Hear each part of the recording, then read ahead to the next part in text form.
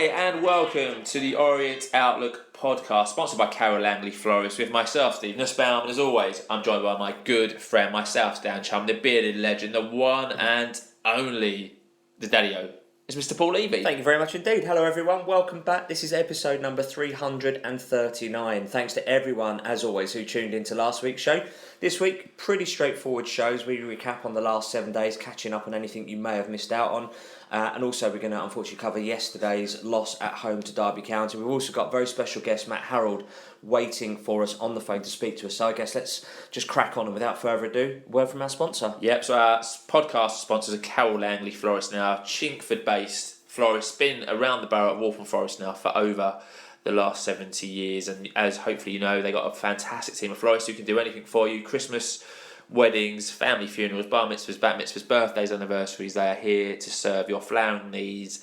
And the best part is they offer all O's fans and staff 15% off. So if you need any flowers, you can get in touch with the shop. Give them a call on 0208 529 4130. You can go to their website. If you're not going to give them a bell, they can be found at www.carollangley.co.uk, or you can find the team on social media. You can find them on Instagram at Carol Langley Florists, on Twitter at Carol Langley E4, or you can find them on Facebook at Carol Langley Florists. So, without further ado, we are delighted to be welcoming him back onto this very podcast. It's been a little bit of a while, but always a pleasure to have Matt Harold on with us. Matt, thanks very much for joining us this evening. I guess we'll start at the beginning, really. Your thoughts on yesterday's game? All right, lads. So yesterday, very, very frustrating. Left the ground, very frustrated. I've actually watched the game back today, and I think we were really good in the first half. I think in the first 10 minutes, we've had two really good chances. The one for Theo and that Pigs pulled back, and one just before that. And then the game's pretty even, you know. I said it in my post-match interview. I didn't think there was anything in the game in the first half. If anything, I thought we probably edged it. But I was right behind their strike, and it's a good strike, and it goes right in the side netting. And it's a psychological blow, and then obviously Brandon gets sent off. And yeah, so from what I would say is a good performance in the first half, you go in and it's flat and you're disappointed. And then obviously you're up against probably the biggest club in the league, the biggest club in the league, with good players, with 10 men, and it makes it hard. And what do you think we said at half-time?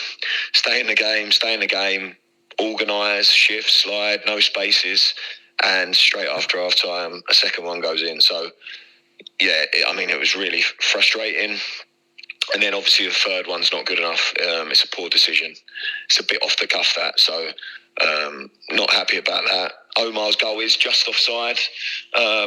So, look, I said it yesterday, the moments in a minute are going against us. I'm not shying away from anything. We definitely need to be a little bit better in both boxes, especially taking our chances. And I think when we have really good spells in games, like I'm just looking at the fixtures, and just even the Wigan first half, I thought we should have been 2 or 3 up in that first half. I know they missed a penalty, so maybe a goal up and scored more goals. But there's been moments in games we probably haven't capitalised on, and I would say Derby was another one of them. So not glossing over it, but I don't think it's as bad as maybe the scoreline. The scoreline is understandable when you're up against that kind of opposition and you're down to 10 men. And we're probably a bit low on confidence in a minute. So that's my take on it.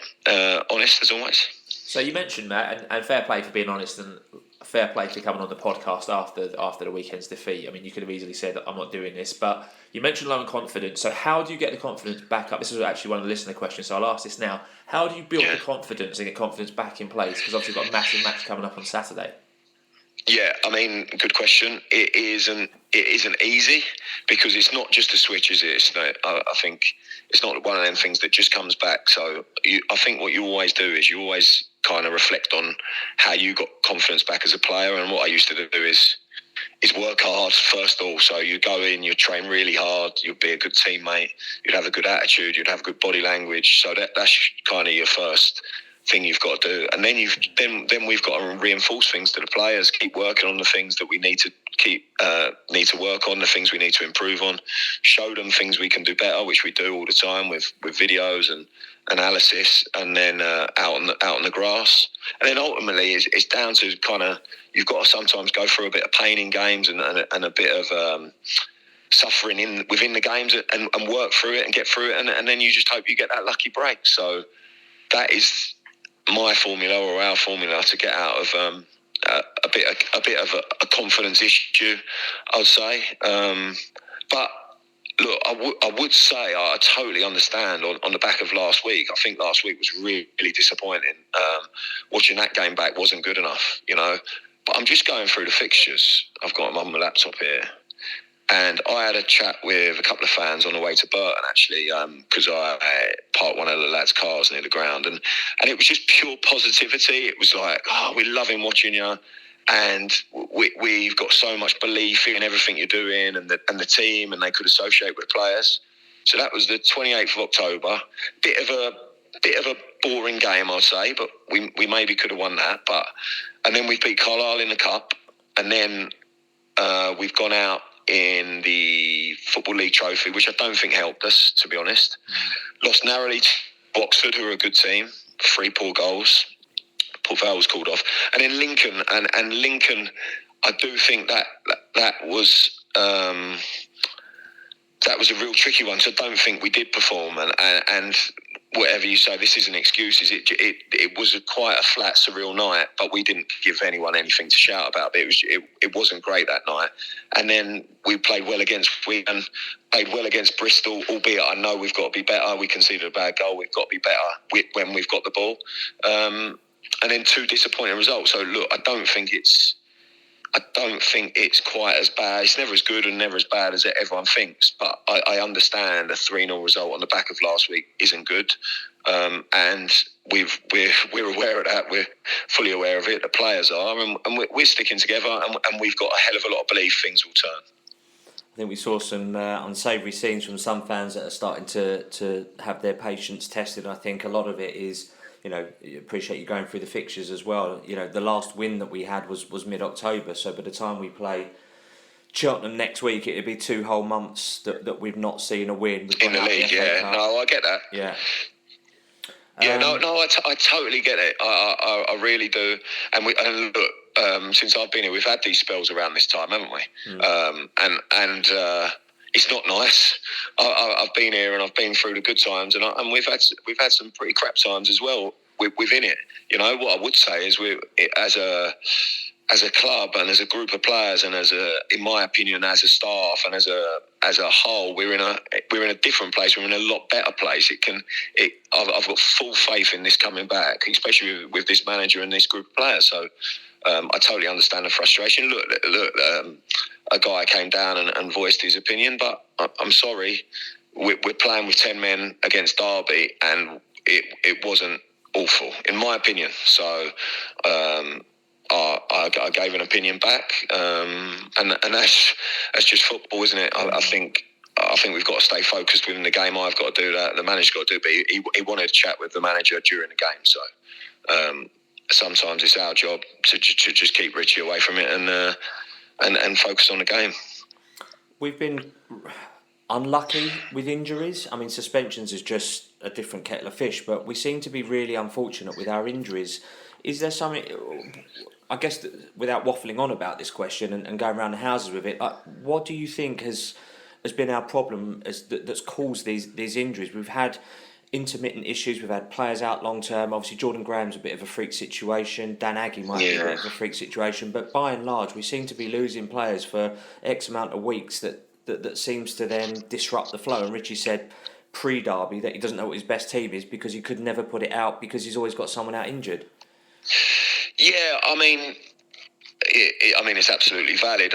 I do think, look, I've just watched Newcastle play. They're down to bare bones.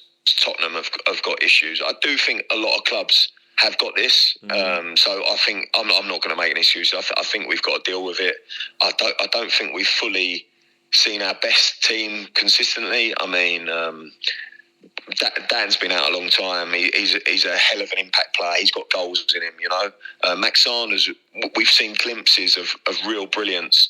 And he'll be a good signing for the football club. Like, he's young. So we have had injuries, but I'm not going to use that as anything. I still think we've been in most of the games. I mean, how many real poor performances have we had? I mean, even I go back to Pompey, and we lost that game 4-0, but we had chances in that game. But we've just, and Peter probably going to get bored of me, and so, but we've got to be better in the moments in games in both boxes. That is what ultimately you get punished as you go up in leagues, and we've got to be better at it. So that's where I would put it down. So injuries happen. I think Dan's coming back. Jordan Graham is a huge loss for us. I mean, he was playing catch up, but I fully believe he was up there in the few best players in the league. And you know what is a big thing was his experience and his know-how. And in games, I think we've missed that, and we've missed that calmness. And the other players look towards him. He's a great lad. He speaks really well. He's a good leader. So I think that's been a big blow for us. But look, we've got to get on with it. People don't care. Like when people come and pay and watch, they don't care about these excuses. I'm fully aware. We need to do better, and we need to get more results. I don't think performance level has been too bad, but it's going to be the moments that define games.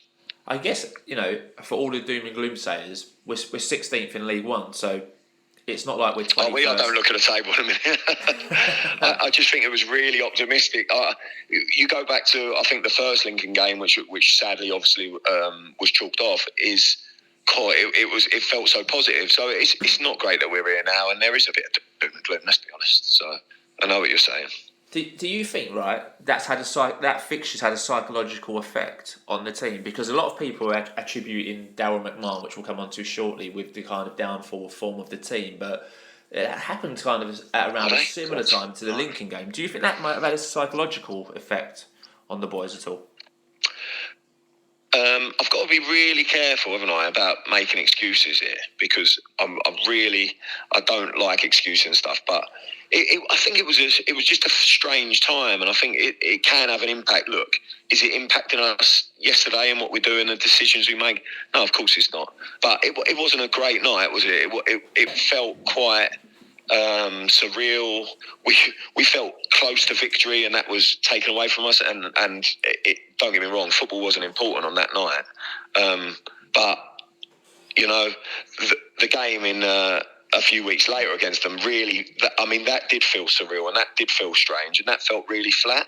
And although I think we played really well against Wigan since then, it did feel flat, and it wasn't a nice evening. Didn't enjoy it too much. I know we lost, so I don't enjoy it ever when we lose. But yeah, it wasn't great. So look, it's an excuse, but maybe. I mean, it wasn't a great evening. I'm sure you guys would say the same. So as Steve mentioned just a second ago, we are first season back in League One. We're 16th in the league at the moment, having now played 20 games. We've only won 5 of them, so we're winning 1 in 4. But also, we've only lost. We've lost 8. So undefeated in 12 of those 20, so more than half. Would you? I mean, I don't know where you. Perhaps in your prediction as to perhaps where we might end up this season, are you feeling that this is probably roughly where you thought we might be at this point, at nearly halfway mark of the season?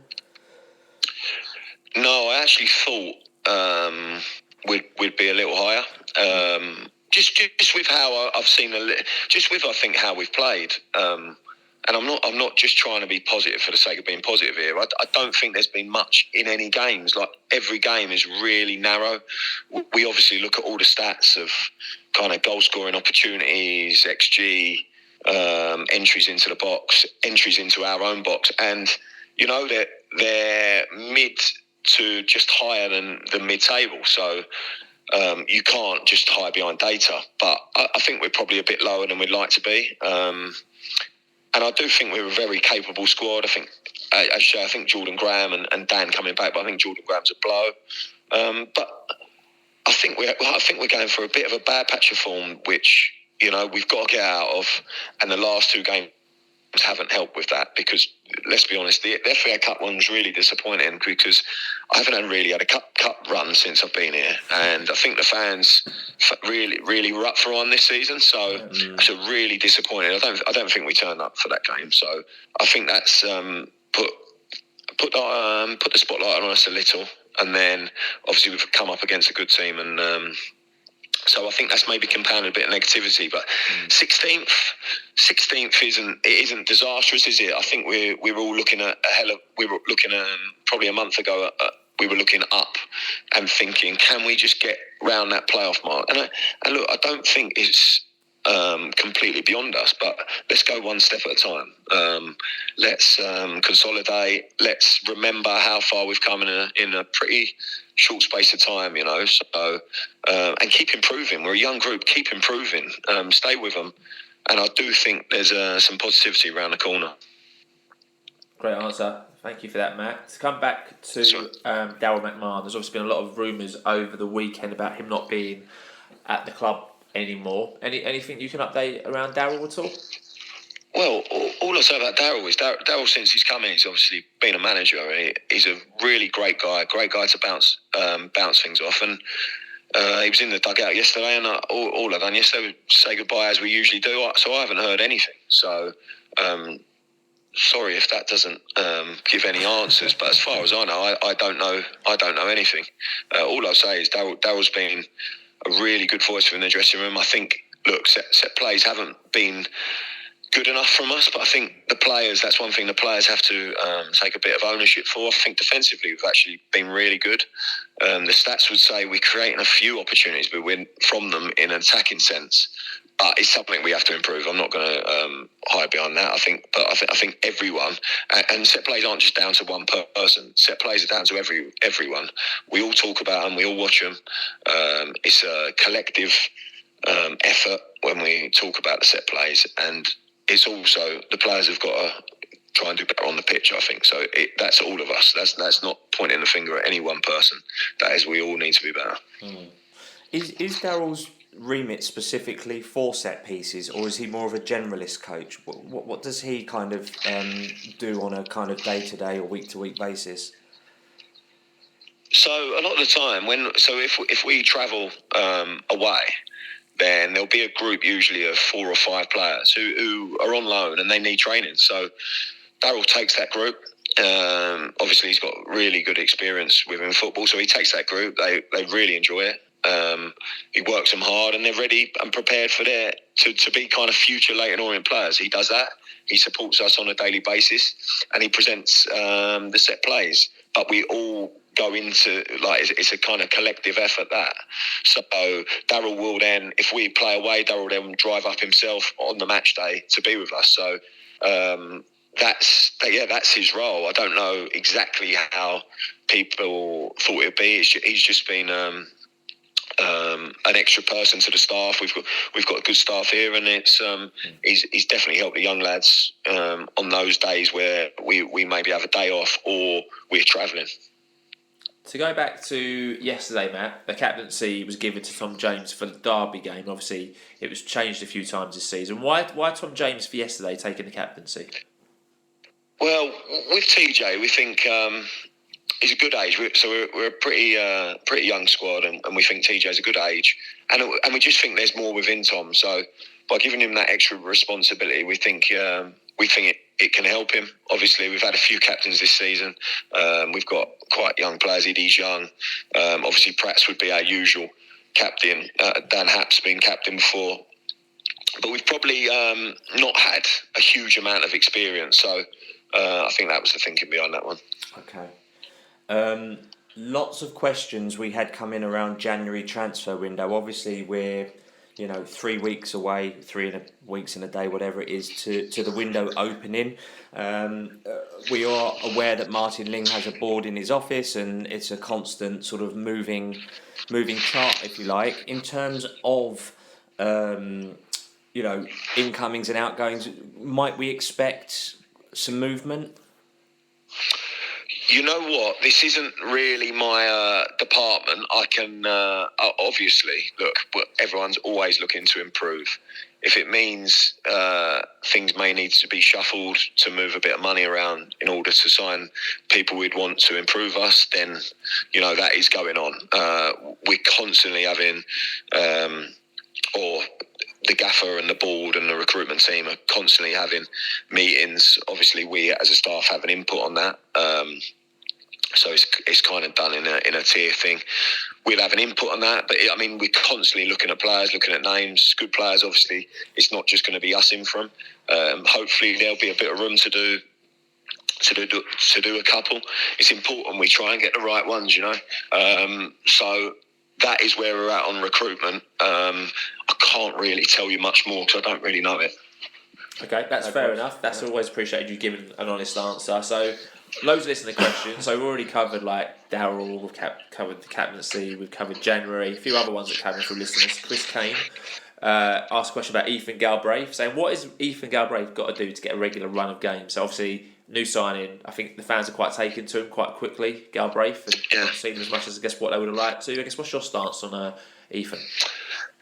Yeah, well, I'm with him in a lot of ways. We've got a hell of a lot of belief and faith in Ethan.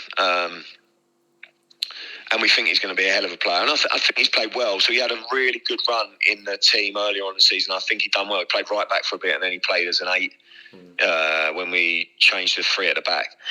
And look, there's certain things at the minute we're just concentrating on that we think others maybe just we just need that slight difference. Let's not forget he's not hugely experienced, but I expect him to play a huge role from now to the end of the season. There's been no. It's not as if we're not happy with him. Even yesterday, with how the game went. We were thinking about Ethan the whole time. We're thinking about him Friday having an impact, but with how the game went, and it just hasn't worked out for him recently. The same with Max in a way. It's been stop and start. But look, we've got a hell of a lot of belief in him. It's not one of them where everyone else is seeing a great player and we're not. It's nothing like that. It's just circumstance in a minute and getting through this spell. And it's ultimately we have got players to pick from in that area, and we're going on how the gaffer sees the game plan and how he sees the game coming up. But he'll have a big impact from now to the end of the season. I have no doubt about that. And he's got to keep improving and keep driving.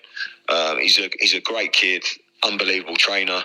I think everyone's been really impressed with him. Everyone's excited with him. But yeah, we're maybe holding him back a bit, but he will have an impact. I've no doubts on that. In terms of things like long throws, we had a question from Warren Coleman who said, why do we rely on strategies like the long throw when it hasn't yielded any success? Yeah, I agree with him. I think we've spoke about that internally as well, and I think over the last few weeks we want to get the ball in play quicker and get.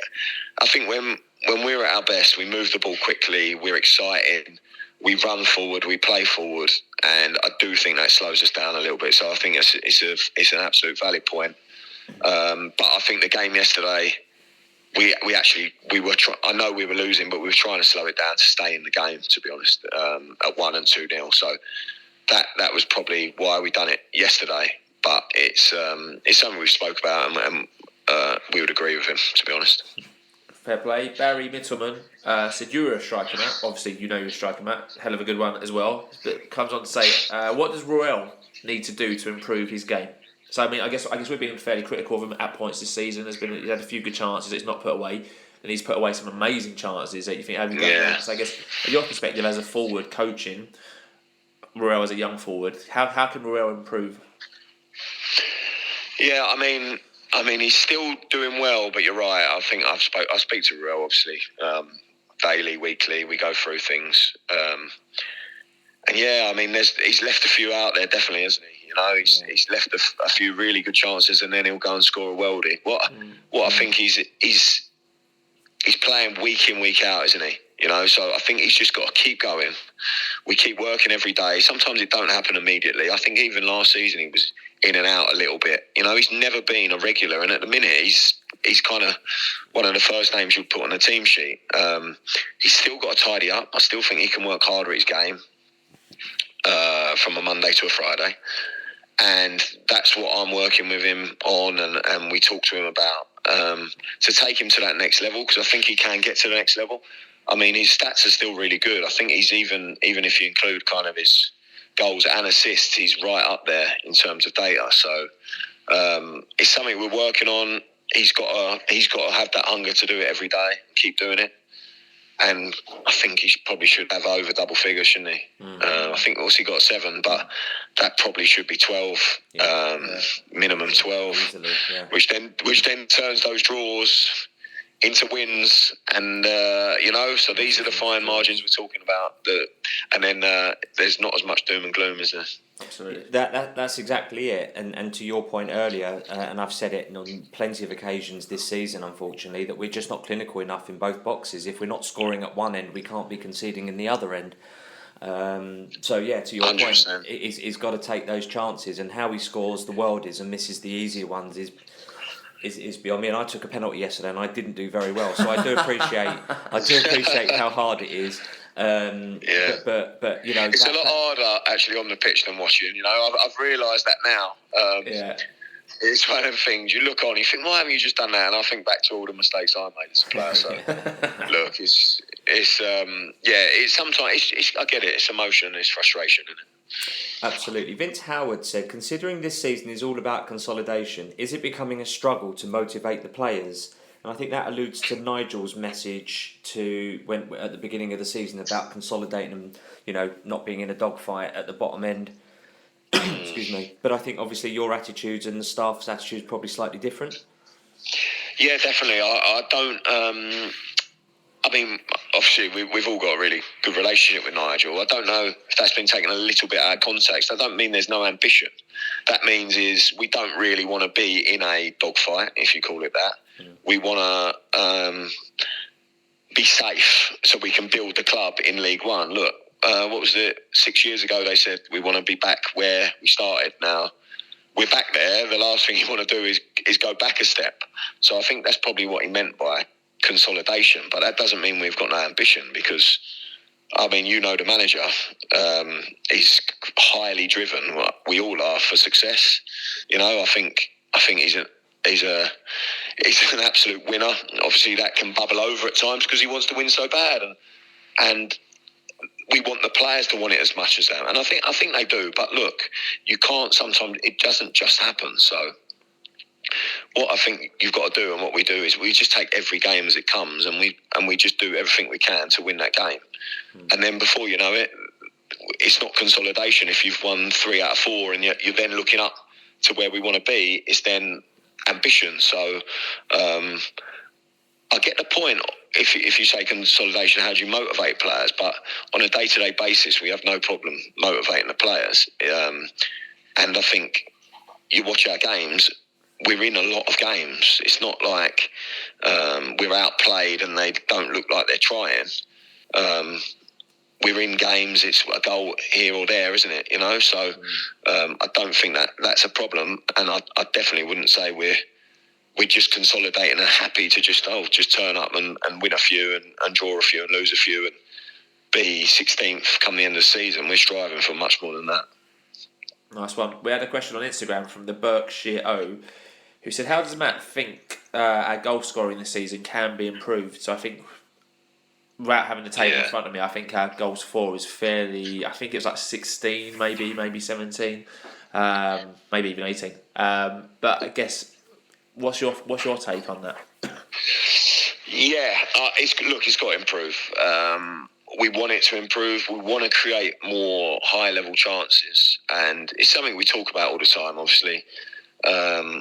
What we think is we turn away a lot of opportunities to play forward or to play that killer forward pass to create a better chance. That's honestly what I think the main issue is. So what do? You work on it, you show them it, you think of ways to improve it through what we do during the week, and how the players can individually, technically do it. So I think it's an absolute good question and valid point, and that's what I would say the issue is at the moment. And then of course you've got to then tie that in. You get more chances, you score more goals, confidence levels go up. And trust me, being a striker who had some barren spells is sometimes a horrible lonely place when you don't feel like you're going to score or going to get loads of chances. And when you do score, it feels like the goal's massive and it's easy. So we've got to keep working through it, keep working hard, and things improve, you know. You touched on it earlier, actually, Matt, and we had a question that came in from Orient Boy who said, why do we seem to always let in goals 5 or 10 minutes either side of half time, and especially seem to get caught cold at the start of the second half in games? I think you touched on this slightly earlier. You made a comment about that at half time. Your team talk was stay in the game, stay in the game, stay in the game. So how do we then come out and, I think was it within 60 or 90 seconds yesterday, we've conceded? Honestly, I think that's probably the thing that's disappointed me the most, looking back on the season. And looking back on yesterday, definitely. Because I just think it's just a lack of focus. And we've got to, first off, you've got to look at yourself. So how am I at half-time? How are we at half-time? Can we change anything? Can we do anything to avoid this happening? Because I don't think it's good enough. And I just think it's been a factor why we haven't won as many games and got as many points. I think there's no shying away from that. And I expect the manager tomorrow, I expect to have a meeting about it, to be honest. I expect to go through each time it's happened with the players and why it's happened and find a reason. So absolutely bang on with that one. I forgot his name. Orient Boy. Berkshire or something like that. Orient Boy, yeah. Absolutely spot on. Yeah, it's something we need to improve on. Absolutely not shying away from that one. Fair stuff, Matt. We had a message from Rainbow Sailor who said, not a question, but please thank Matt and the management and the team for their support of the Rainbow Laces yesterday, especially Richie and Adam for their video messages. So we thought we'd pass that on. We also had another question. Much appreciated. Good calls. Yeah, it was great. I had a question from Orient Boy about Dan Adji, saying how far away is Dan Adji from 90 minutes? Now, I'm well aware that he's been making cameo appearances as he comes back from injury, but I guess for you, how far away is he from making a start? I think he's getting closer. I think he's shown glimpses of real threat. I think it was just a killer because he had no pre-season. And then you're trying to give him a pre-season, and then obviously Chesterfield happens and we have to bring him on in the first half, and that's not ideal. We've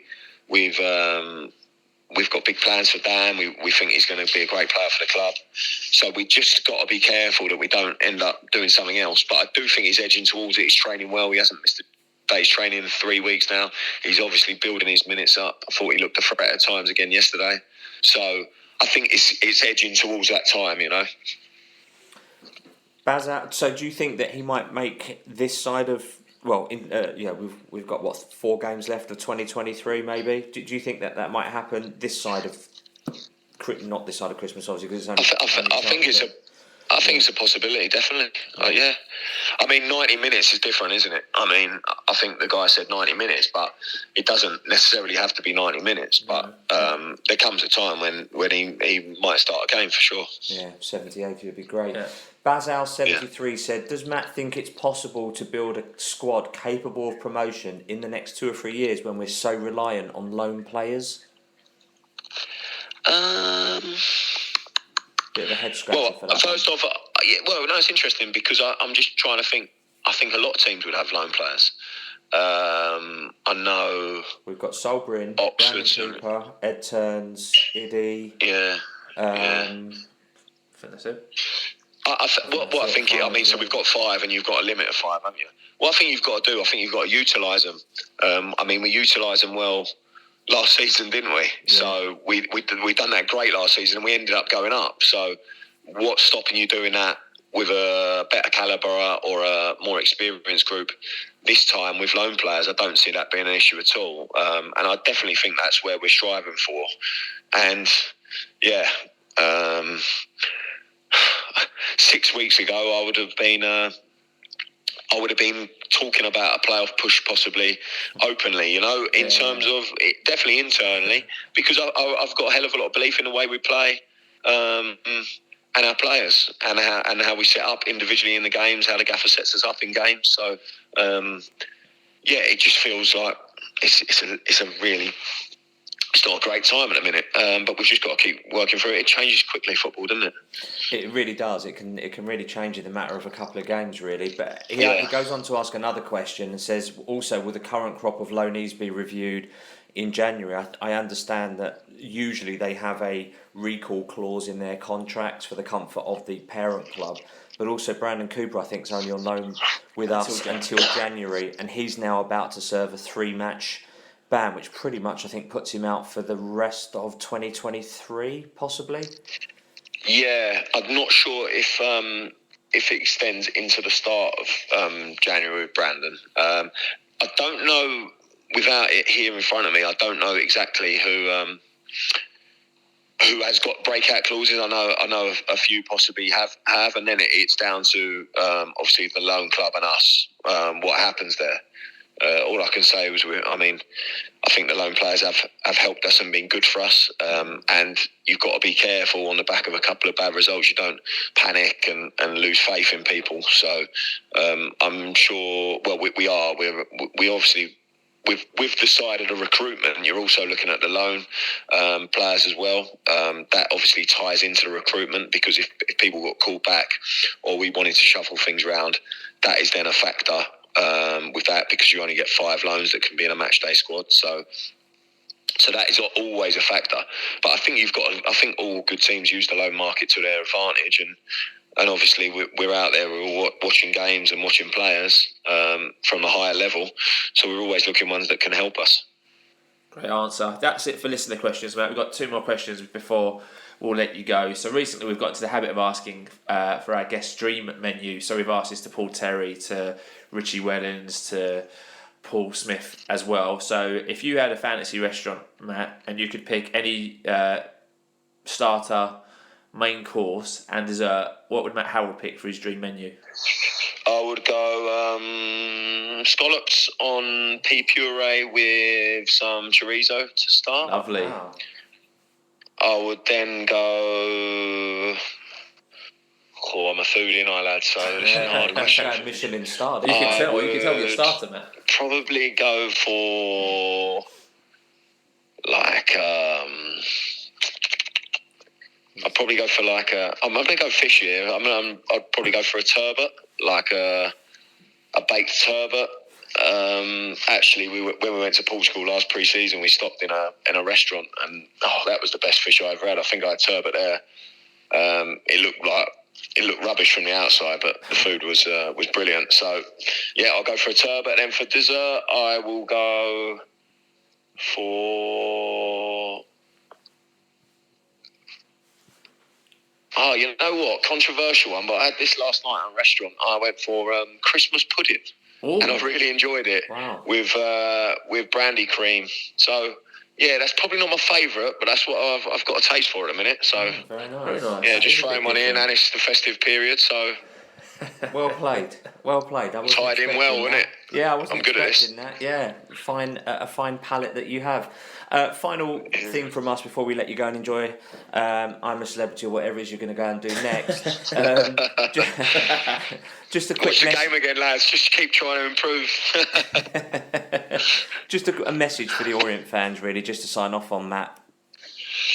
Well, look, it's pretty obvious, but it is stay with us and stay positive, isn't it? I think 5 years ago yesterday we lost to Bournemouth 1-0, so we've come a hell of a long way in a short time, and I think there's a great connection at the club, and don't let a couple of bad games or a bad period of not winning come away from the fact that a lot of the fans see the players giving their all on the pitch and for the badge. And I don't think that's changed. I really don't. They care immensely, and it's been through a lot, obviously, the club over the last few years. And look, this is a great time. We're having a sticky spell in League One. You'd have taken that 18 months ago and 5 years ago, wouldn't you? So let's have a little bit of perspective with everything. Let's stick together and let's enjoy the good times, because they're around the corner, aren't they? Great stuff, Matt. Pleasure to have you back on the podcast, and appreciate you coming on, given, I guess, there's difficult circumstances at the moment following yesterday. No, it's fine, lads. Honestly, I don't mind it at all. Appreciate you, Matt. Thanks very much, and all the best for the rest of the Cheers, season. lads. Have All a the great best. Christmas See you and New later. Year, Matt. Thanks, Take bud. care. You too, guys. Cheers, See you mate. later. Bye. So that was first team coach Matt Harrold, who I thought was excellent actually. Could have easily said today, like we've already said, I can't do it, lads, sorry. I could have made a flimsy excuse. Thought he was great, didn't shy away from any questions. So we asked him about January, we asked him about the captaincy, we asked him about Daryl McMahon, and I think he was honest in everything. There's only so much that one can ask. And obviously there's only so much that Matt can say. So for those that are probably going to jump on social media and say you should have done this and should have done that and should have done the other, at the end of the day, you ask the questions and the answers that you get are what he can say, because he's not going to, if there is something going on behind the scenes, and he's not necessarily going to, it's not his place to necessarily say that. So I know that there's some rumours about Daryl that was apparently, he was let go on Friday or he's leaving or anything like that. If that's not been fed through to Matt, then that's what it is. At the end of the day, we can only do what we can do. Absolutely. So like let's I said, move on. Appreciate it. Supporters Club updates in. Yeah, let's do that then. Saturday the 16th of December, we're off to Cheltenham Town, not for the races, but for the football. It's a 3 o'clock kickoff for this one, and the coaches are going to be leaving the Supporters Club at 8:30 in the morning, as we said last week. Adults are £33, concessions are 30, children under 15 travel for £17. Then on Saturday the 23rd of December, we're off to Bolton Wanderers for a 3 o'clock kickoff. Coaches leave at 8:30. The cost for that one is a bit more. It's £39 because you're going further. £36 concession. Children under 15 travel for £20. And obviously, to remind you, those prices don't include your match day ticket. You now need to call the travel line because there aren't any home matches to go in and book on. But you can call 07507 539 579 and Malcolm will gladly take your booking. Great stuff. So 2 pieces of AOB before we get going with the week that was. First up, we wish former O's groundsman Charlie Hassler all the best and a healthy recovery, as it was reported in the week. Obviously, he'd been taken into Whipps Cross Hospital and placed in the ICU. We understand he's out of the ICU now, into a stroke ward. So wishing you well, Charlie, and hopefully looking forward to some more positive updates from the families. Get well soon, bud. Get well soon indeed. And thanks also to Johnny E, TC09, Grant Conway and Dave Danu, Ian and Alan Muriel, who have all sent us comments recently on Spotify for our episodes. So in case you weren't aware, if you are listening on Spotify, you can rate the show and you can also leave comments about the show as well. Any talking points you want to get on in case you don't have enough social media or the forums aren't enough for you, you can also do it on Spotify now. Yeah, it also works very nicely. I think it does Spotify's algorithms as well. Obviously, the more comments you get, I think it pushes you up certain algorithms as well. So yeah, please continue to do so if you're doing that on Spotify. So the week that was then at the O's, happy Monday the 4th of December. And we start this one by saying a happy birthday to Jaden Sweeney, who turned 22. So I hope you had a good birthday, Jaden. Indeed, the club confirmed that the FA Youth Cup third round tie with Newcastle United will now take place at midday on Tuesday the 19th of December. Sadly, it won't be played at the 50,000 capacity St James's Park. Instead, it's going to be played at a park called Whitley Park, which is up that sort of way. I wanted to say Whitley Bay, but yeah, more than likely. Yeah, so obviously don't play at St James's Park. So they don't. It's all right. Yeah, absolutely. Tuesday the 5th of December. Wednesday the 6th of December. Quiet 2 days at the club. No news to report. So we'll move on. Yeah, so we move on to the 7th of December, which was Thursday. Happy heavenly birthday to former Orient press box regular Roland Lyons, gone but never forgotten. Yeah, absolutely. Great tweets there from his friend Brian Jeeves in the week there. Great stuff there from Brian. And on Thursday, also to all those who start celebrating the Festival of Lights, we wish you a happy Hanukkah. Hope you had a great first night of the festival. Indeed. The club announced the naming rights for our beloved Brisbane Road Stadium for the next 3 years. They've been bought by the Goen Group. Goen Group, I'm not sure if I pronounced that correctly, apologies. They're a construction business actually based in Buckhurst Hill. So now Brisbane Road will be known as the Goen Group Stadium until the summer of 2026, with the naming rights partnership representing the most lucrative of its kind in Leyton Orient history. Fair play on that deal. Also on Thursday, busy day, our under-18s were drawn to face AFC Bournemouth if they are victorious over Newcastle. So 4th round FA Youth Cup. Bournemouth, that will be played on the 9th. Sorry, that will be played by the 20th of January 2024. So I think baby steps this one. Let's see if they can get past Newcastle, and then we'll focus on the week after. Yeah, so if they get through Newcastle, they will face AFC Bournemouth, who won obviously in the last round that was played last week. The Elliott Burn derby. We love this. Come on. Friday the 8th of December. Nothing happened. So let's move on to the main event, which was Saturday the 9th. Absolutely. Before the big kick-off main event, Shaq Ford was announced as the November Goal of the Month winner for his stunning strike against Wigan. So well done to Shaq. We spoke about the nominations last week. We're both pretty unanimous. Easily. It would be Shaq, and Shaq won. So well done to Shaq Ford. Yeah, but I think Ruel was a very close set. Would have been a very close second for that. shout. As always, we run a Twitter poll before each game to find out how you think we'd get on. This one garnered 332 votes. 23% thought a draw. An optimistic 25% thought we'd win. But the overwhelming majority at 52% were correct in thinking that we would lose. So thanks to everyone for your votes. Yeah, I mean, Derby, big team, Yeah. big form. I think given our current plight, I think probably no surprise there given the results of that Twitter poll. No, and I think it's probably the first time the majority of people have predicted a loss for this season. So it just shows you. Yeah, absolutely. Difficult game. So at 2 p.m, the team was announced to face Derby with Sol Brint in goal. At the back, Tom James, Brandon Cooper, Dan Happy and Rob Hunt. Midfield of Idrissel Mizuni, Jordan Brown, George Moncur, with Theo Archibald, Real Satiriu and Joe Pigott making up the 11. On the bench, Sam Howes, Jaden Sweeney, Omar Beckles, Darren Pratley, Ethan Galbraith, Dan Adjie and Shaq Ford. Indeed, that side saw Ed Turns drop out the matchday squad as he failed a late fitness test. Rob Hunt started in his place. Shaq Ford dropped to the bench as George Moncur was given what's fair to say it was a rare start, and Tom James was given, as we've mentioned before, the captain's armband for that game. I think when Matt explains it the way he has, Tom is a much more experienced player, and wearing the captain's armband does add an extra element of pressure that not everybody's comfortable with. Yeah, good shout. For me, when I first saw that, I saw it, liked it. A few people assumed that was a 4-4-2, but I was like, it can't be a 4-4-2 because it's misbalanced. So 4-2-3-1. Still screamed to me that Rob not being played through the middle, which I think isn't his best position. But something I was happy with. If you looked at the bench, I mean, actually on the bench you've got decent options there. You've got Adjie Ford, who can turn the game from the top end. You've got Galbraith, who can get you up the pitch if you need to. Pratley, who can slow it down. Beckles, who back sooner than what I expected. So, and obviously it's quite an experienced bench with Beckles and Pratley as well. So good characters to have on the bench. So I saw that and I was like, all right, yeah, we'll see what happens. Yeah, indeed. I thought it was a good side, good bench, like you say, plenty of experience, and it's nice to see Omar Beckles back on the bench. I agree. I thought it would be a 4-2-3-1. To be honest with you, I think that made the most sense given the personnel that we had.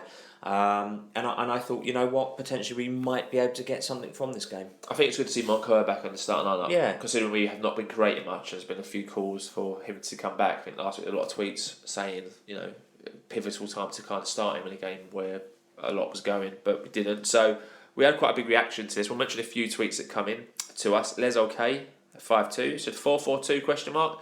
Happy George is back and about the best team we could field, although I hope we see Galbraith at some point. Phil VZ1 said it's a strong team and an amazing chance for Moncur to kickstart his season. Yet again, Galbraith unlucky to miss out. Phil, this team will secure a point at the very least. Arkle 1972 saw it a bit differently around Moncur. Said as good as it gets, I suppose, but how Moncur starts over Galbraith is beyond me. Now, I would say it's not Moncur starting over Galbraith. I would say Brown and Iddy are starting over Galbraith. I see Galbraith is more of one of those two places as opposed to the Moncur role. So I would say it's probably not the correct tweet for me based on how I view Galbraith as a player. I don't see Galbraith as at 10 driving you forward. I see him more as at 4 or 8 playing behind the 10 in a 4-2-3-1. Yeah. Cool. Okay, Len Chin Chin 1 said a top 6 side Derby are on a good run of form, backed by a large team and are dangerous and must be pressed well. The O's must improve going forward in the final third, attacking and defending the boxes tightly. A better desire to win the ball with clinical play. Danger player for them is Collins. I have to say we've omitted to mention that Jordan Brown is obviously facing his former club. Absolutely. When I walked in, I wasn't that confident. I don't know if I told you yesterday. I walked into the ground and the music, whatever song was on, was coming to an end. So I heard whatever it was fade out, and I walked in and Springsteen kicked in, Dancing in the Dark, and I was like, amazing. I was like, we're going to win this. I was like, that's a sign from the gods. Stop. I was like, that's a sign from the gods. So the match kicked off, got underway in a cold and crisp E10 as we were looking for our first league win in 8 games against a Derby team. Ironically, Derby on their best run of form in the season. They'd won the last 4 on the trot in the playoff places, and it was the O's annual Rainbow Laces fixture. And the first time the teams had met in 38 years. So last time these teams met, we were 5 years old and 6 years old respectively. Crazy. All right, let's go. In the 4th minute, huge opportunity opened up for Theo Archibald after some neat interplay. Saw Joe Pigott playing Theo.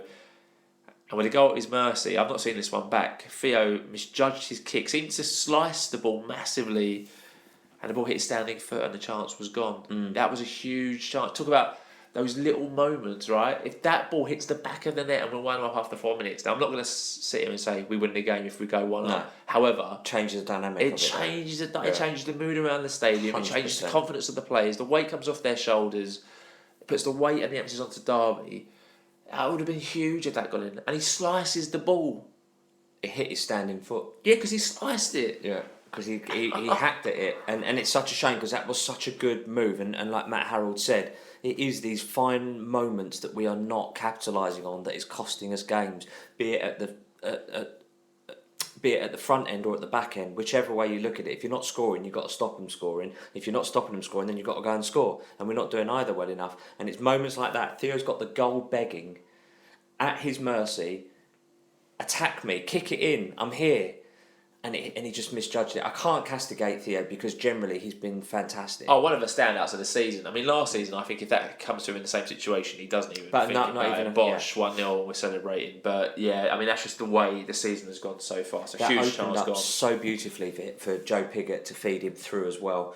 Such a shame. First corner of the game for the O's in the 8th minute, but Tom James's delivery was easily caught by Wildsmith. It's an awesome name for a goalkeeper. 12 minutes into the game, in Derby's first shot at goal was well over from Tom Sibley.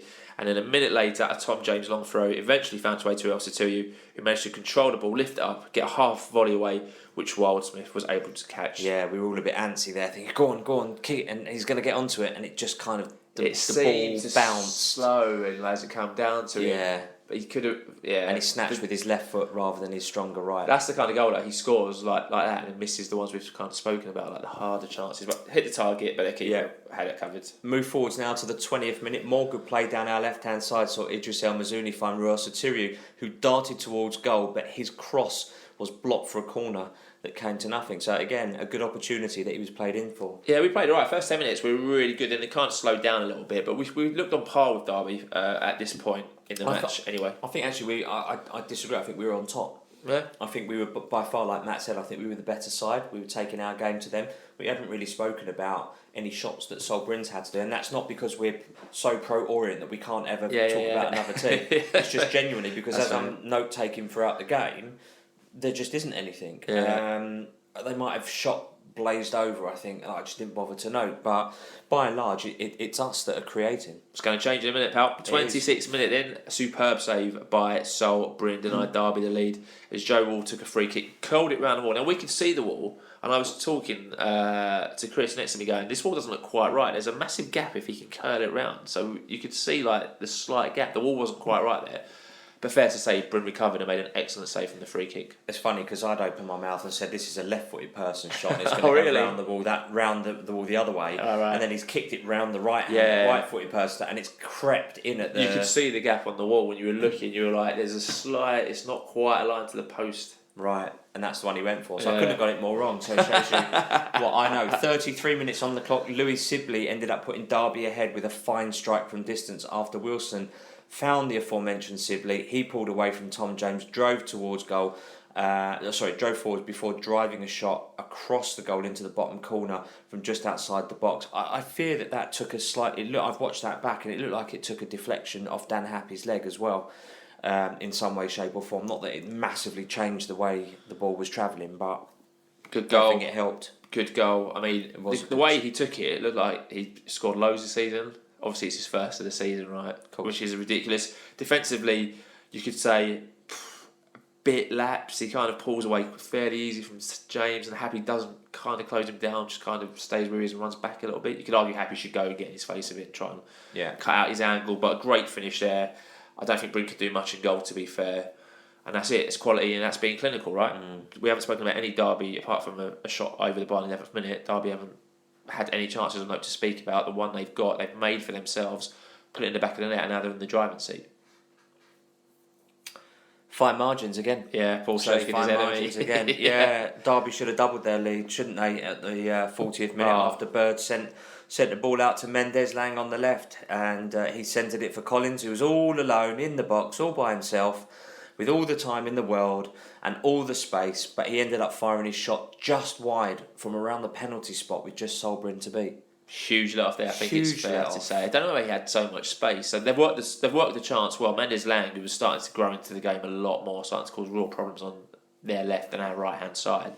He's putting a great ball, but once the ball comes in, he's got all the time in the world. He tries to be a bit too clever with it, Collins, like the first time shot. It wasn't that far away, but a really bad miss. And again, I think he'd scored 7 in his last 6, so play on that form, you'd expect to bury it. We had a massive lucky. That should have been the warning sign there to go, actually, what's going on? Yeah.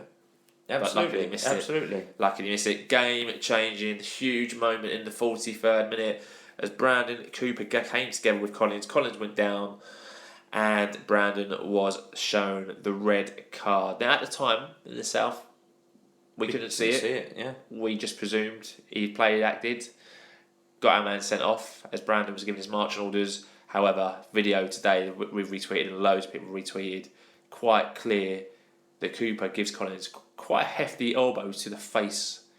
Red card all day long. Collins, I don't know what the matter with Collins is. Cooper,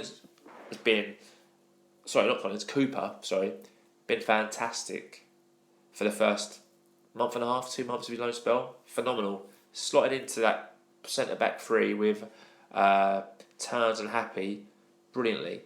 But for the last month or so, I don't know what's happened.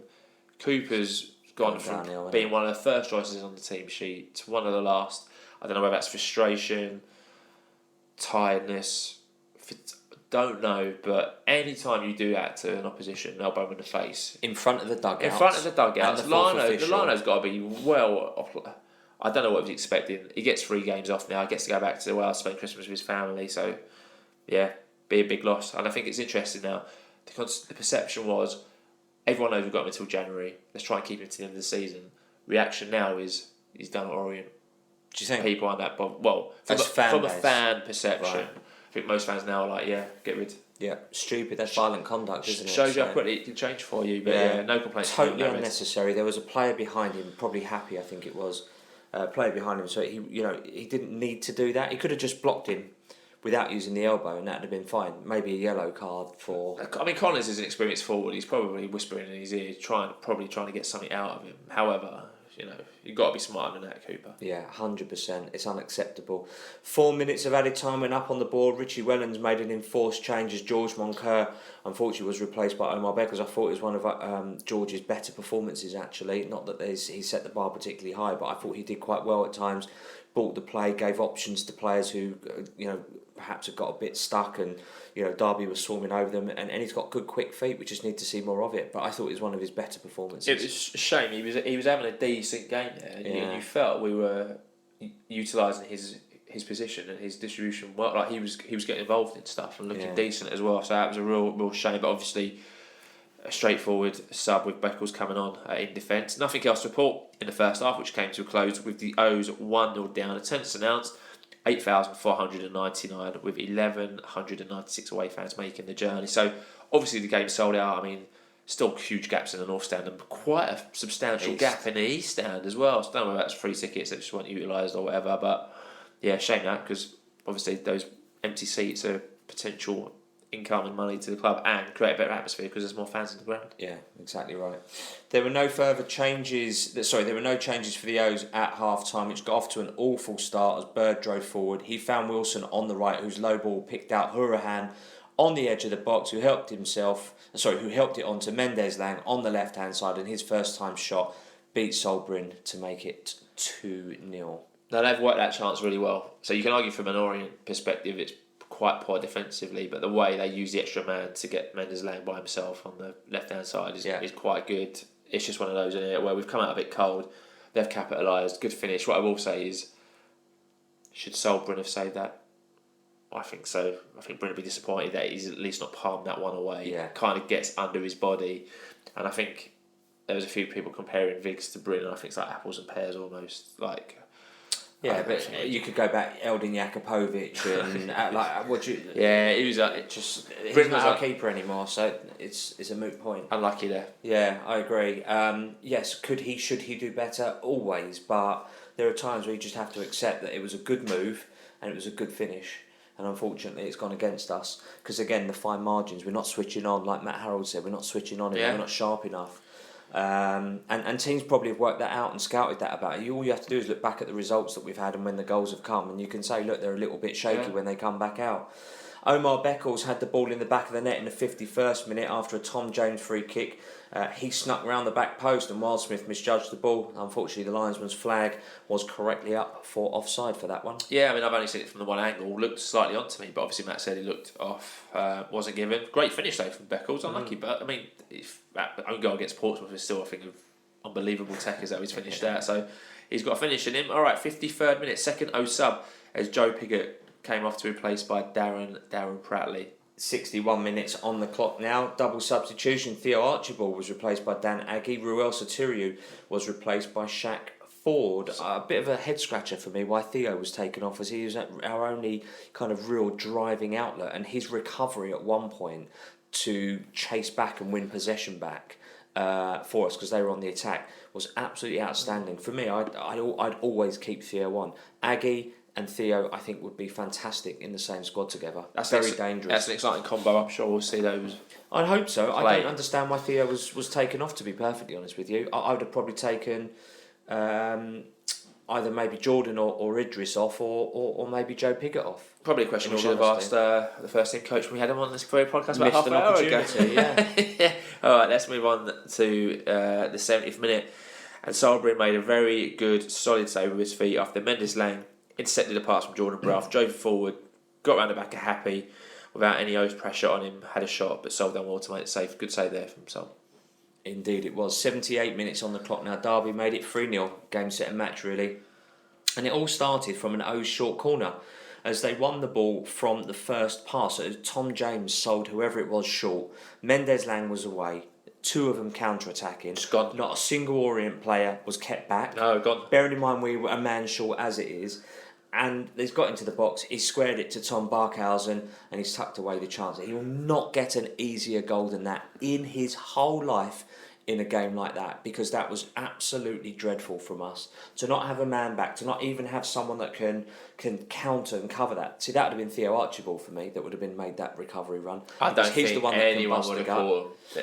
Anyone would have caught him. Don't know. No one did. Who was up on the pitch? No one did. And then unfortunately you could see Solbryn was just there on his own and he's just going to have to deal with it. Oh, nothing Bryn could do. I mean, that's just got a travesty written. Shower of unpleasantness. Written all over it. So very, very poor goal to concede. That was game, set and match. Obviously, that sent quite a lot of people heading for the X's at that point. In the 80th minute, Dan Adji almost pulled back a consolation with his first O's goal.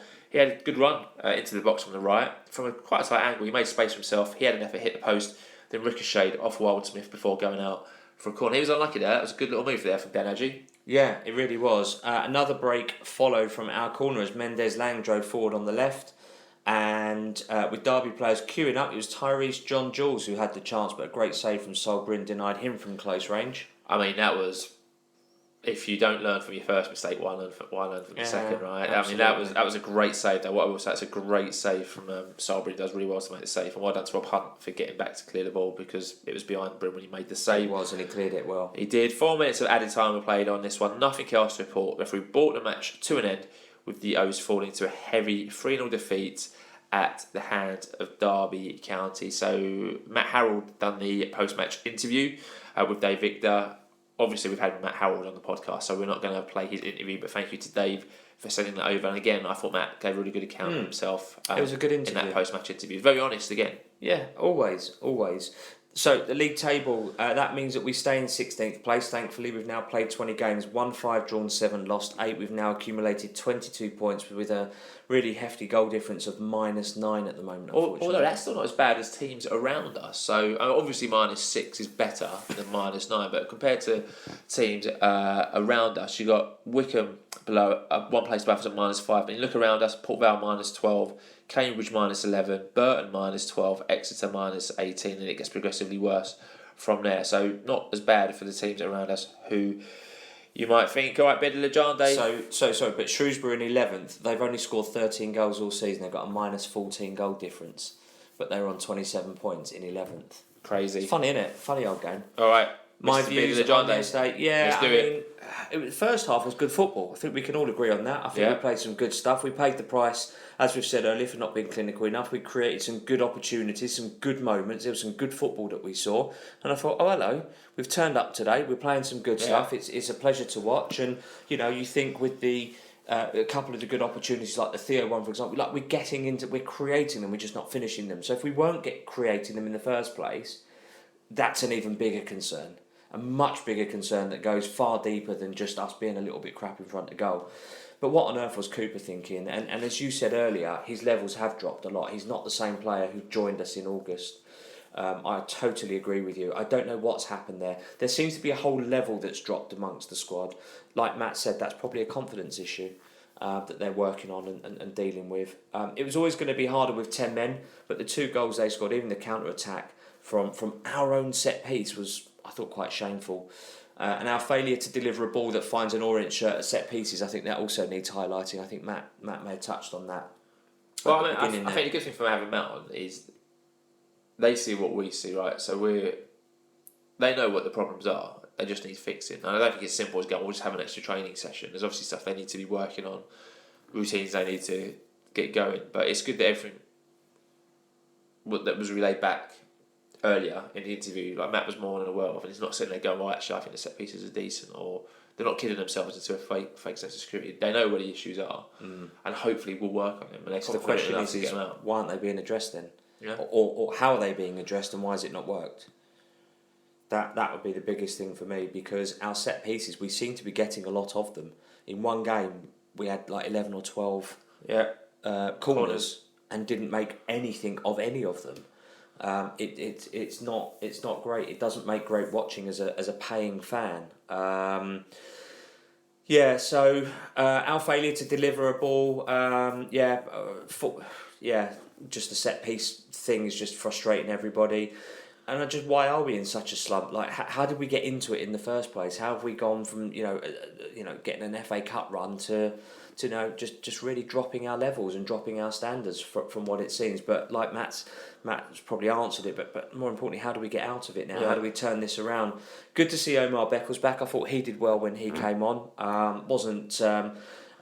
Dealt with everything rather comfortably. And as I say, I thought Moncur, Pratley and Hunt all did well for me yesterday. Lots of fans are turning now, I think. They're turning on the players. I think they're turning on some of the staff as well. Like Matt said, someone came and had words with Richie during the game. But these are the guys that have got us to where we are now, and it's just got a little bit nasty, and I don't think it's right that people do that. I'm frustrated, I'm irritated by it all, but people don't set themselves up to be crap.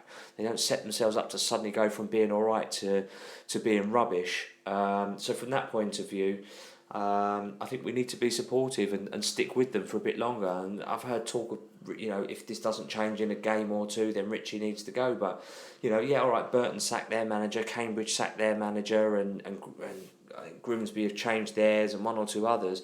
And that's all well and good. It's not always, mostly it's about results, but there are other things that happen. And I don't necessarily agree with just keep changing the manager. I think to build something longer term, you need to keep people in place. And that's not being happy clappy about it, but you got to be really careful what you wish for. You really have. Some people have got very short memories. We've got to where we've got to with who we've got.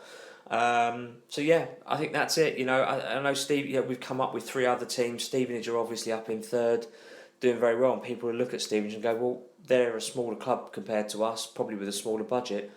Why are they there and us here and us having these sorts of conversations? That's the way football works, though. That's the necessity of football. For I do see the Stevenage comparisons quite a lot, and I just think it's like apples and pears because different budgets, different players. We went for players X, Y, Z. They went for players A, B, C.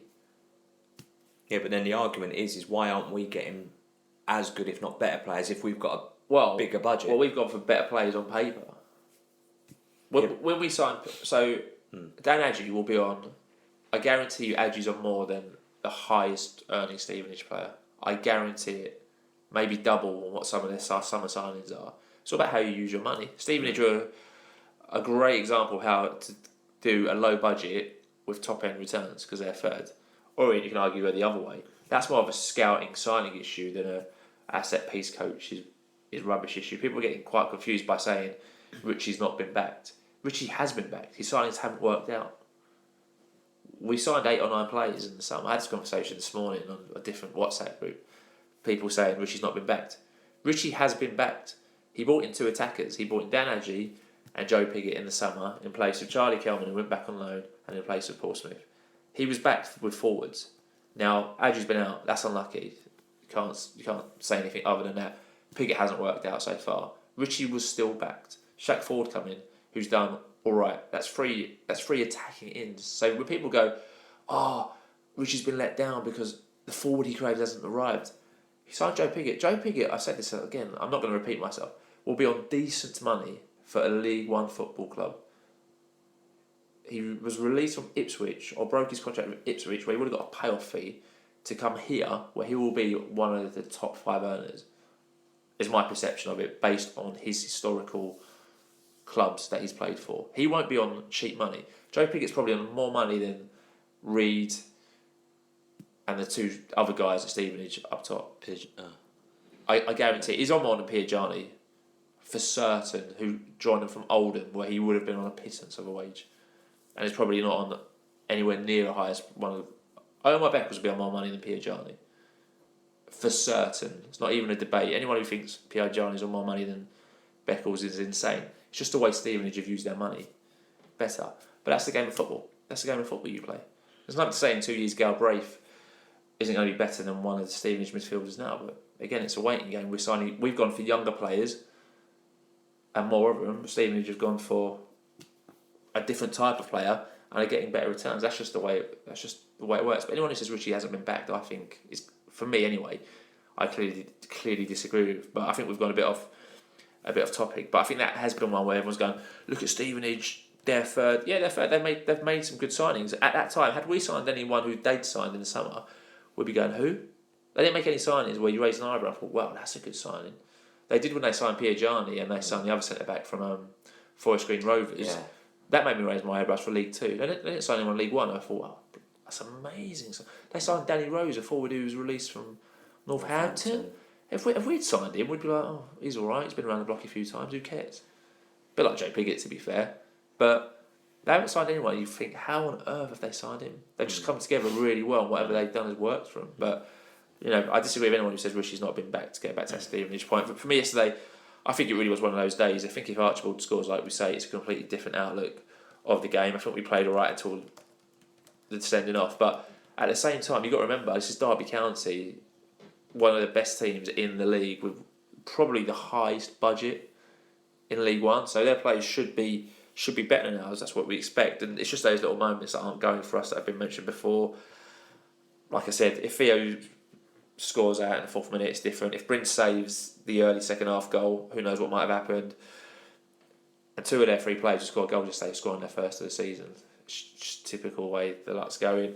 Cooper, you're a silly lad, mate. I think you'll be lucky to get back in that team. But there's some defeats I can't accept. Like last week when we were sitting after Chesterfield, you're going, we didn't really test their keeper. It was rubbish. We missed out on a massive payday to Watford. I was more mad about that one than yesterday. Yesterday I go, right, Derby, we played right. We should have gone 1 up. We had chances. Once we went down to 10 men, it's 11 against 10 and they've just taken their chances really well. Yes, the third goal was rubbish. But by that point, it's 2-0. It was done anyway. I'd rather that happens when we're 2-0 down and when we're 1-0 up in the last minute away. So 1 of 3 points becomes 1. That just is what it is. So, yeah, I think it is time for the squad to man up. I think players now have to step up and raise their game, because I think it's clear that in January, if they don't, then there will be a turn in kind of some players. So interesting to see. I think lastly, we have to thank the Rainbows for their hospitality. It was a Rainbow Laces Day. We got invited to partake in their activities at half time on the pitch, so we got to take the penalties. I scored my penalty. Paul was disappointed with his penalty. Straight down the middle, even though I chose a corner. So I like that. Thank you for the 2 videos that were sent today. I'm so glad people caught that. And thank you to the Rainbows for doing all their work they do with the club. Great work, great to see you getting the kudos you deserve. Yeah, so for me yesterday, 3-0, it's rubbish, don't get me wrong, but I could take this one a lot more than what I could take last Sunday. Yeah, I agree. And hearing Matt Harrold speak and bumping in to one of the Orient staff last night on the train home and getting their version of it makes me feel a bit better than what I guess some people might be feeling at this point. So hopefully this podcast has given people a bit more closure around that. So those were our views. As you'd expect, it was going off at Orient Outlet Podcast Towers last night with the full-time whistle win. Just because we read these doesn't mean we agree with the Sunshine LFC. Sent quite a few tweets to us, but made some great points. First up said, as bad as a performance from Leo's as I have seen in a while, poor on many levels. But having said that, the sending off never was to my mind. I'm pretty sure Joey's feel different now that he's seen it, which changed the game. The reset button needs pressing and questions need asking on a number of levels. It's a shame as we were decent in September and October. We have the nucleus of a decent squad but need more spark, flair and the rub of the green. And then Joe went on to ask about Daryl McMahon, and hopefully we've got a few of those questions answered in terms of why was he added, who suggested him, who recommended him, who asked for him, what brought back the necessity for the additional role. I have nothing against him, I'm just curious to the addition. So hopefully got a bit more content questions, around Daryl. The Untold Game tweeted us and said, how have we got four Derby players beating every single O's player into our box from our own corner, apart from El Miz, who had a 15-yard head start immediately after conceding from the exact same situation? It's an utter disgrace. Yeah, so very not happy tweet there. Boats, he said, not a great performance with that third goal coming from our own set piece being the worst goal we've conceded this season. Richie has a heck of a lot of work to do, but anyone calling for him to be sacked needs to have a look at what our objectives were for this season. I must confess, you obviously spoke about Richie. I think my thoughts on Richie, I think would be absolutely insane to get rid of Richie at this moment in time. Be absolute. Anyone who wants Richie out, I'd love to hear, and you know, I always encourage opinions. I'm sure there are people sitting there going, I disagree, I want Wellens out. If Wellens was to be sacked tomorrow, and I'm not going to have a discussion because I'm not Wellens out, who would you bring in, who would you get in to manage the ship of Orient? I can't think of anyone who I'd rather have in charge at the moment. No, it's a bit of a nonsense question. Who would come to Orient? I saw someone mention Neil Warnock. Neil Warnock just wouldn't come to Orient. Like, he was at Huddersfield. He's based up north. Yeah, Jose Mourinho's, is he free yet? Is he back from Roma? Give him a bell. Yeah, I mean, really interesting. If anyone thinks, there's a manager out there who could do a job at Orient, he's looking for a new gig, isn't he? Yeah, Neil Harris, interestingly, got named Cambridge manager on Friday. Oh, did he? He did. Drew 2-2 yesterday. Oh, fair play. So he's not on the market anymore before anyone throws that one up.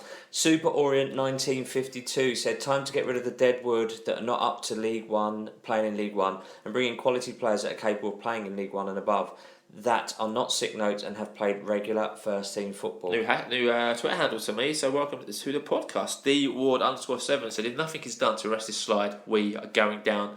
Players don't look interested, and that is a really bad sign. I think Wellens has got Warnock syndrome, gets teams promoted, but struggles to push them on. Same as Donny and Swindon. Very reminiscent of Jacket. Dan Orton 2590 said, all very predictable. Feels like the beginning of the end for a few people at the club. Make no mistake about this season. It's a nailed-on relegation battle, and it's looking like survival would be as big an achievement as winning League Two last year. We look gone for all money. I think that means we've gone for all money. Yeah. Carlos East 18 again, another new Twitter handle on me. So the first half hour we matched Derby, but then the wheels fell off. Cooper sending off, conceding straight after the restart, and then gifting them the third. We don't need fans berating Richie, however. Good comment. Yeah, D Johns 1988 said, 1 win in 11. We are relegation fodder. That was a team that had no passion or desire. They weren't playing for the club, the fans, nor the manager. It's going to be a seriously hard second half to the season. I disagree with that because the first half performance, up until Brandon got sent off was good enough. 11 against 10 when you're playing a quality side like Derby, it wasn't Difficult. ever going to be a walk in the park. Yeah, fair play. John W999 just kept it short and sweet and said, I see we reached the everything is Martin Ling's fault stage of the meltdown. Has been, always. Mark Pry 5982087 said he was disappointed. Should have got the tackle in for the first goal. Clear red killed the game. Awful third goal. Didn't see Richie talking to McMahon once, and the idiot shouting at Harold should get banned. Derby had a highlighter pen in goal. Alluding to that bright yellow goal. Good banter from their keeper, by the way. Yeah, he took it well in the south stand in the first. He gave it back as well, but I didn't hear what he said, but he did give it back. Yeah, but in a nice way, like in a laughy, jokey way, as opposed to a bit of a idiot way. Yeah. Orient meat pie. So I don't know about you, but I can't wait to hear about new sponsorships and overpriced tats from the club shop and the club's communications next week. I think that might upset Paul off. I'll do the next one. Matty, it's fine. right? Matty LFC Evans.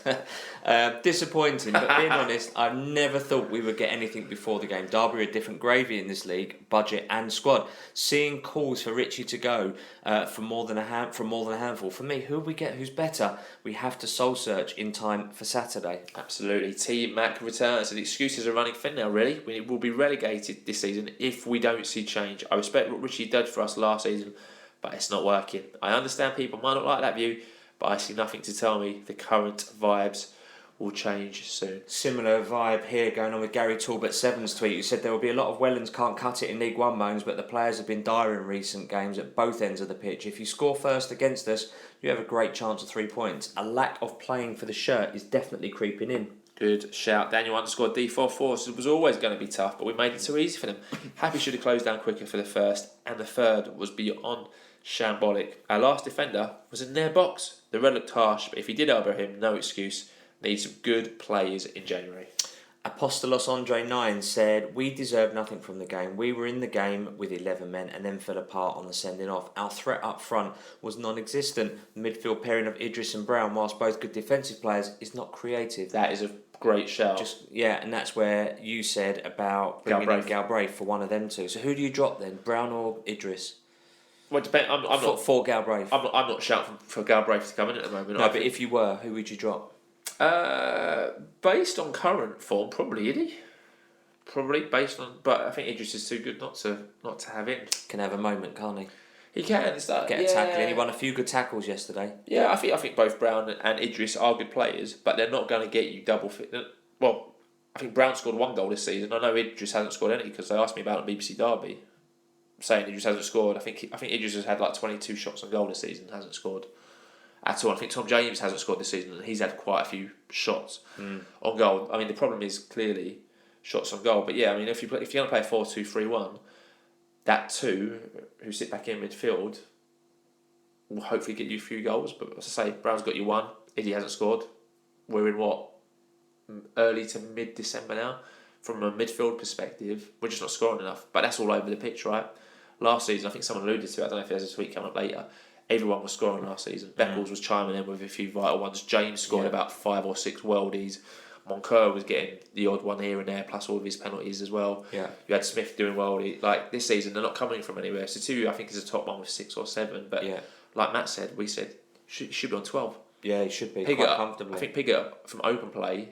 So take away, I think it's 2 penalties. I think Piggott's only scored once in open play, which was the good volley against Exeter. Yeah, and Alfie May at Charlton's on 19. Yeah, but a lot of those are dead ball. Not all of them, but again, Alfie May. Alfie May went crazy. I know it's a different kettle of fish, but to your point, you're talking about scoring from set pieces, which we're not doing because the set pieces in most cases are not beating the first man, and that's the problem. It's not reaching. You've got everybody in the box. It's not being put in the danger zone well enough. Yeah, absolutely. MS Orient. It's disappointing on all levels. Everything seems to be disjointed, from the coaching staff to the players not performing. Many people seem out of their depth, playing on a whim with zero confidence. The sending off, complete disgrace. Shambolic. So Mark, not happy with that one. Yeah, good to see you yesterday, Mark. Orient _Ed said, what really annoys me is that we played quite well for the first 35 minutes, but then the same old errors cost us. Even though Cooper's red card was wrong. Bear in mind that these are straight after the game, Yeah, so of course. before people have seen the actual art, yeah. How we left their player so open for their first is bad, but their third coming from our own short corner was disgusting. Yeah, Orient Fan TV says teams are we're miles away from competing against top teams in the league. These teams have season League One championship players in their squads compared to ours, but where we finish this season will depend on picking up points against teams around us. But I think we'll be okay. That's a good point. Good tweet. Against Derby County, you go, right, lose, probably expect to lose. Next Saturday, the games against Cheltenham Town, against Burton Albion, against Shrewsbury's, they're the ones you need to win to get something out of. So, yeah, fair play. Good tweet, Luke. Good tweet coming up from Tom Davies, Great tweet. E17. Good to see you yesterday as well. We really missed Viggs' distribution. As a result, we haven't played out through the defence as much, and going more direct reduces the chances that defenders and midfielders to score goals. Think of the key goals that James, Beckles, Moncur and El Miz got last season. They've all dried up now. Great point there. I mean, Bridges' distribution yesterday was a bit flappy at times, wasn't it? I think that was his worst that I've seen. So, yeah. Kicking Viggs out with no pressure on him at all. Just not good enough. Yeah, great point there from Tom. Doyle_Hooper said we were in it for the first 30, but a soft goal and a send off killed us. Looks like we lack experience all over the pitch, and the first 11 feels weaker than last season. That's a good point. I think we've mentioned that before. It does feel slightly weaker than last season. Despite all of that, the fella that gave it to Wellens is a disgrace. We do not need fans like that. Agree. Conway_Nigel said 10 or 11 makes no difference. We just don't ever look threatening. Whoever thought Piggott was going to score us goals this season needs dealing with. Must be up there as one of our worst ever strikers. Yeah, Charlie_Paul. So what worries me is the amount of times the players look over to the bench looking completely confused and lost. Are we overthinking and overcomplicating everything? Or are the players not good enough? But the run of tough games to come next week is pretty much a must-win. Yeah, good to see you as well, Charlie. Did you see everyone last week? I didn't see any of these people. I went in the club shop before the game. Right, okay. Yeah. Vince Howard 73 said performance wasn't as bad as people are making out. Gave as good as we got in the first half, but thanks to Cooper's stupidity and James's inability to kick a dead ball or mark people, it turned a dogged performance into a convincing defeat. Tom James was played out quite a few times. They played the ball behind him, and he seemed to be something. It seemed to me that's someone that they targeted. That's highlighted, yeah. Good or maybe it's just because Mendes Lang was on that left side. That he strong player. Trousers Techno said last week outplayed by a National League team. This week outplayed by a good League One side. 3 should have been 6. Now whilst their play was fluid and fast, ours was slow and staccato. Something is wrong, and we need to change things up. Fail to improve the standards and results, then there's only one destination. Bogstolix1 said, still 100% behind Richie. We've hit a rough patch and we will turn it around. We do, however, need to start creating chances. We seem to have forgotten how to tackle properly, win any second ball, as well as pass to each other. Some of the passing yesterday was poor. Yeah. And that's not just yesterday. That's been prevalent in plenty of games. Yeah, Paul Wedrum with the penultimate tweet on this one said, how can anyone want Richie out is beyond me. Yes, we're struggling a bit, but it was never going to be easy. Getting a couple of quality players in January and we'll be fine. Preferably a striker. Patrick G321 has the final word on this. Says, trying to stay positive. We matched them in the first half. No chance once we went a man down against a team as strong as Derby. But the players were still putting in effort. And if Beckles' goal had been allowed, who knows? Fans need to stay behind Wellens and the lads. So some many great points made. Loads of great tweets sent in to us. Those are all tweets that come into us at Orient Outlook podcast. And if you agree or disagree, you can let us know. You can tweet us at Orient Outlook. You can email us at orientoutlook@outlook.com. If you're on Instagram, you can get in contact with us there, Orient_Outlook_podcast. Or if you're on Facebook, you can message us on Orient Outlook Podcast. Indeed you can. So let's move on then to wrap this up. Prediction League update. Well done to Theo the Wyvern, D Groden, Les LK52, Ewan Carter 25, Rekka Blue at Strop_O, Doe Lewis, Nino_Barone, who all correctly predicted, unfortunately, that we would lose 3-0. Kudos to you for predicting that. That means the top of the prediction league is as follows. Yeah, so all a bit tight. 16 points. We've got Dave Brew 4797691 and Rio_Orient at the top. They're followed in 15 points and second place by Eastside Orient and LFC Teresa. Paul R. Gregory is on 14 points and behind him on 13 points with Charlie_Paul, Doe Lewis and the Authentic Gaz. The full table can be found on our Facebook page. As always, thanks to everyone for their predictions. So that wraps up Derby County and what that was all about. So Sunday the 10th of December, today as we record this, the ladies weren't in action as their fixture against Headstone Manor was postponed, unfortunately, due to an unplayable pitch. So we'll skip on to the fantasy football update. We have our own fantasy football at the Orient Outlook Podcast Fantasy Football League. Who's top this week? We certainly do, although the table hasn't updated since the yesterday at 22.33. So today's results haven't come through yet. Brendan Pitcher top just on 988 points, at 7 points ahead of Chad Michael. I am in 312th place, but I can guarantee you I will be much higher up because I had a bit of luck with Son, who was my vice captain in place of Haaland, and Son had a blinder today. Yeah. So I will be working my way up the table.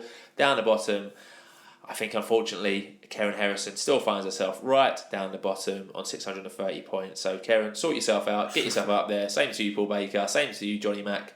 But yeah, thanks for playing with us on Fantasy Football. Go and have a look and see where you are, although the table is still yet to update. So let's do it. 1 hour, 23 seconds. Bring this to an end with our positives and negatives. Sadly, only one positive we can find this week, and it was the Rainbows Day. So, which is a good positive, a very good positive to have, but just we couldn't think of anything more positive to add to that. I mean, if you want to be really happy clappy, go Dan Adji, another game for him finding his way back to full fitness. Omar Beckles. Omar Beckles as well.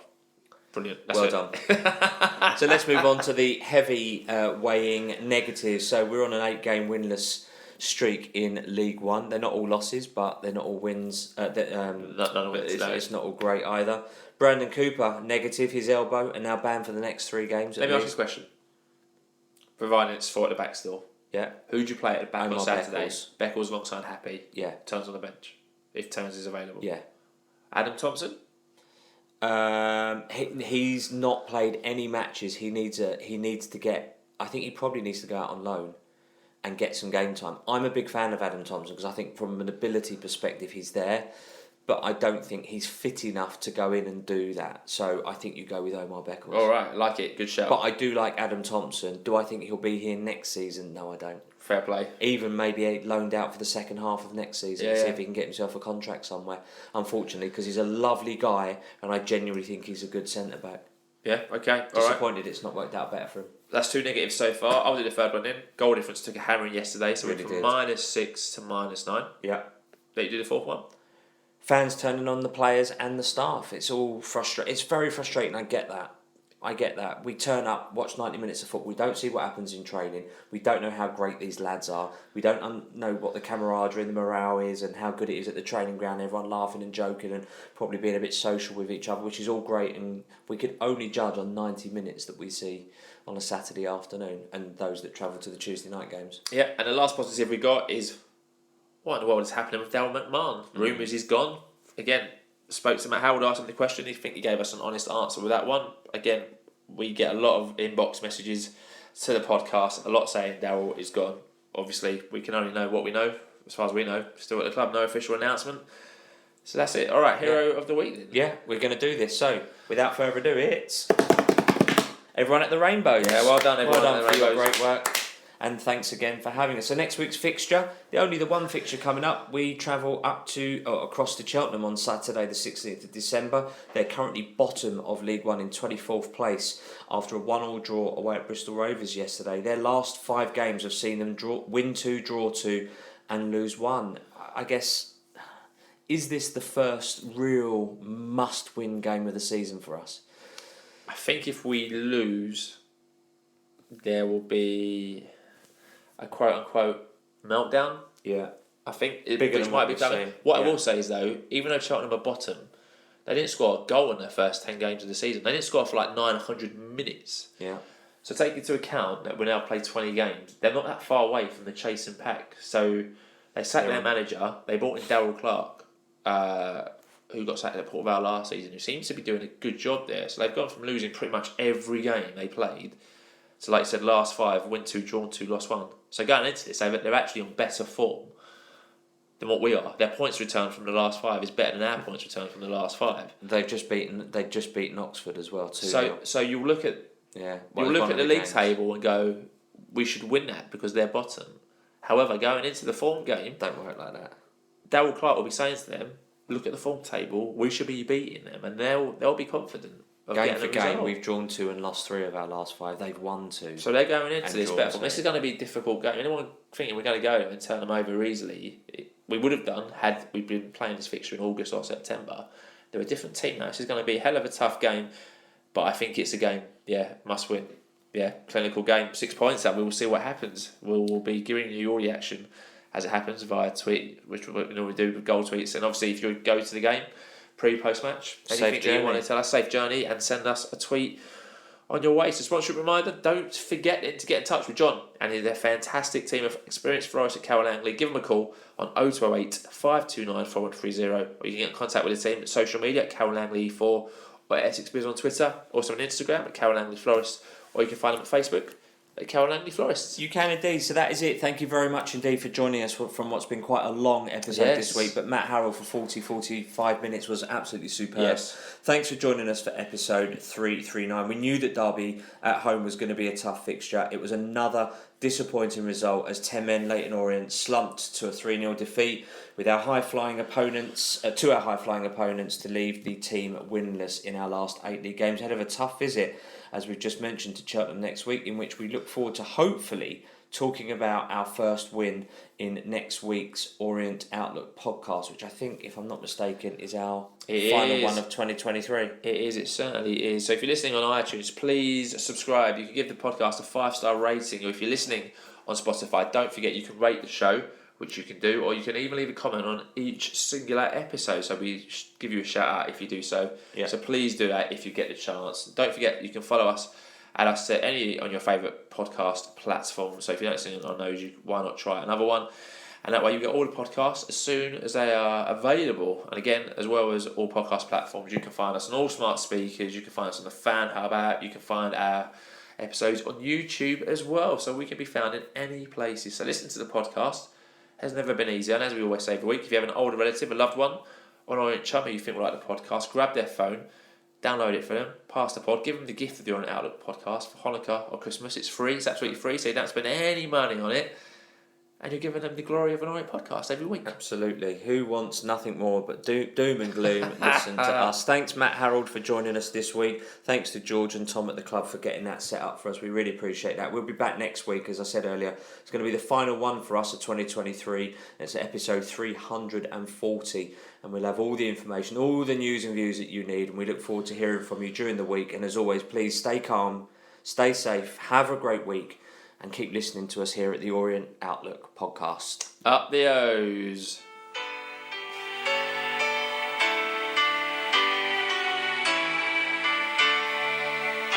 It was Christmas Eve, babe, in the drunk tank, and old man said to me, won't see another one. And then we sang a song, the rare old mountain dew, a turn